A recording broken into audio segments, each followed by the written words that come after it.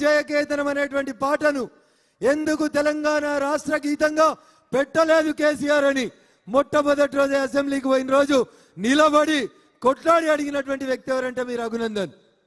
కొట్లాడేటోడు కావాలన్నా, దొర బాంచన్ని కాలు మొక్తా నాకు కలెక్టర్ పదవి వద్దు ఎమ్మెల్సీ పదవి కావాలనేటోడు కావాలన్నా ఒక్కసారి దయచేసి ఆలోచించాలి. ఏం చేసిండు వెంకట్రామరెడ్డి? 3 ఏళ్లలో ఎమ్మెల్సీ అయితే 3 రూపాయలు ఇయ్యలే మెదక్ నియోజకవర్గానికి. కానీ ఒక పని చేసిండు. కోకాపేటలో ఎకరం 100 కోట్లు పెట్టి 10 ఎకరాలు కొనుక్కొని 1000 కోట్ల రూపాయల ఆస్తి ఎట్లా సంపాదించాలో 3 ఏళ్లుగా వెంకట్రామరెడ్డి పనిచేసిండు తప్ప పేద ప్రజలకి కనీసం ఎంగిల్ చేయితోటి కనీసం కూడా చేయి కూడా విదల్చలేదు. ఆయన వచ్చి నేను స్కూళ్ళు కడతా, కాలేజీలు కడతా, ఇంకేదో కడతా అని మోసం చేసేటువంటి ప్రయత్నం చేస్తా ఉన్నాడు. అందుకని విఘ్నులైనటువంటి మా మెదక్ పార్లమెంట్ ఓటర్ మహాశైలకి నేను సవినయంగా చేసేటువంటి అప్పీల్ ఒకటే, మన బలం మన కార్యకర్తలు. భారతీయ జనతా పార్టీ బలగం 45 డిగ్రీల టెంపరేచర్ ఉంటే కూడా కదలకుండా ఇక్కడ కూర్చున్నటువంటి కార్యకర్త బంధువుల బలం భారతీయ జనతా పార్టీ బలం తప్ప ఇంకొకటి కాదు. మీరేనా బలంగా, మీరేనా ఆశగా, మీరేనా శ్వాసగా మెదక్ పార్లమెంటును గెలవాలని, గెలిపించాలని, నాడు నరేంద్రుడు కలలు గని నా దేశం విశ్వగురు కావాలని ఆ రోజు నరేంద్రుడు కలలు కంటే నాటి నరేంద్రుడి కలలని ఈరోజు ఈ నరేంద్రుడు సాకారం చేస్తూ ఐఎమ్ ఎన్ ఇండియన్ అని అబుదాబి పోయినా, ఆడిలైడ్ పోయినా, ఆస్ట్రేలియా పోయినా, అమెరికా పోయినా ఐఎమ్ ఎన్ ఇండియన్ అని గర్వంగా చెప్పుకునే రీతి లోపల ఈ దేశ కీర్తి ప్రతిష్టలను పెంచుతున్నటువంటి నాయకుడు నరేంద్ర మోడీ గారు. అంత గొప్ప నాయకుని నాయకత్వంలో మనం ఎంత గొప్పగా పనిచేయాలనో దయచేసి ఒకసారి మా కార్యకర్త బంధువులు ఆలోచించాలి. ఇదే ఇంత ఎండలో వేరే పార్టీ వాళ్ళు మీటింగ్ పెట్టాలంటే కనీసం అది ఊహ కూడా అందదు, కుర్చీలు తప్ప ఏం మిగిలాయి. కానీ భారతీయ జనతా పార్టీ కార్యకర్తల కమిట్మెంట్, ఆత్మవిశ్వాసం ఎంత గొప్పదంటే మీకు అందరికీ తెలియదు, గుర్తు చేద్దాం అనుకుంటున్నా. 1985లో నిమ్మా నరసింహారెడ్డి గారు ఇదే సిద్దిపేట అసెంబ్లీ నుంచి భారతీయ జనతా పార్టీ ఎమ్మెల్యే అభ్యర్థిగా పోటీ చేస్తే 1985లో బీజేపీకి వచ్చిన ఓట్లు 19,000 ఓట్లు వచ్చినాయి. ఎన్ని వచ్చినాయి? 1985లోనే భారతీయ జనతా పార్టీ గడ్డ మీద అంత గొప్ప పెర్ఫార్మెన్స్ చేసింది.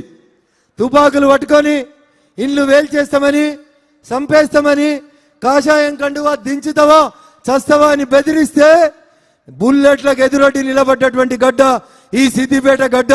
ఇది ఎప్పటి నుంచో కాషాయానికి అడ్డా తప్ప ఇంకొకటి కాదని మీరు ఈ సందర్భంగా అర్థం చేసుకోవాలి. ఇంత గొప్ప చరిత్ర ఉన్నటువంటి ఈ ప్రాంతం నుంచి వచ్చినటువంటి మనందరం ఏమడుగుతున్నారు నరేంద్ర మోడీ గారు? ఈ దేశం బాగుండాలంటే 11వ స్థానంలో ఉన్న ఇండియన్ ఎకానమీని 5వ స్థానానికి తీసుకొచ్చినాను. ఇంకొకసారి గెలిపిస్తే భారతదేశ ఆర్థిక స్థితిగతులని ప్రపంచంలో 3వ స్థానానికి తీసుకొస్తాను. 2047 వరకు భారతదేశం ప్రపంచానికి విశ్వగురువుని చేస్తానని చెప్తున్నటువంటి నాయకుడు నరేంద్ర మోడీ గారు.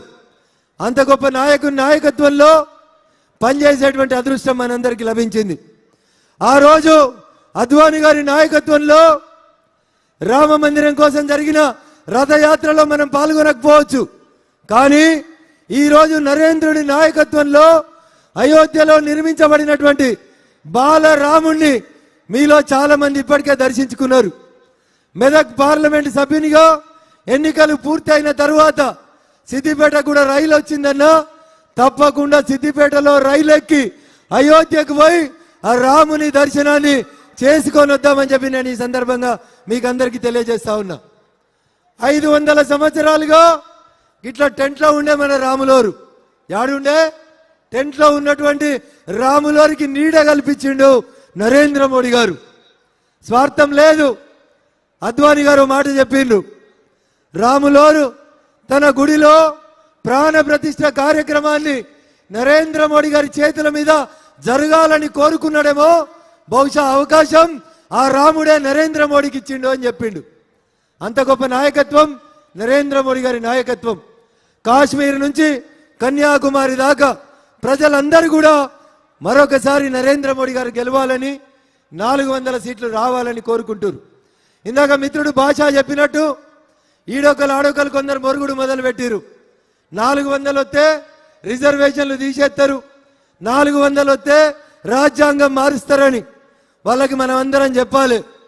ఉన్న రిజర్వేషన్లు ఉన్నది ఉన్నట్టుగా ఉండంగానే అగ్రవర్ణాల పేదలకి 10% ఈడబ్ల్యూఎస్ రిజర్వేషన్లు కూడా తెచ్చిండు నరేంద్ర మోడీ తప్ప ఈ దేశంలో ఏ ఒక్కలకు కూడా ఇప్పటిదాకా 1% కూడా రిజర్వేషన్ తొలగించినటువంటి నాయకుడు నరేంద్ర మోడీ గారు.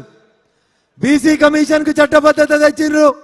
27 మందిని కేంద్రంలో బీసీలను మంత్రులను చేసినటువంటి నాయకుడు నరేంద్ర మోడీ గారు.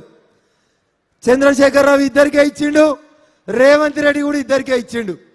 గా రేవంత్ రెడ్డి వచ్చి మెదకులో చెప్తాడు, ఇగో బీసీ బిడ్డ పోటీ చేస్తున్నాడు, ఈడ బీసీ బిడ్డ కోటయ్యి అని చెప్తాడు. అయ్యా రేవంత్ రెడ్డి 2023 నవంబర్లో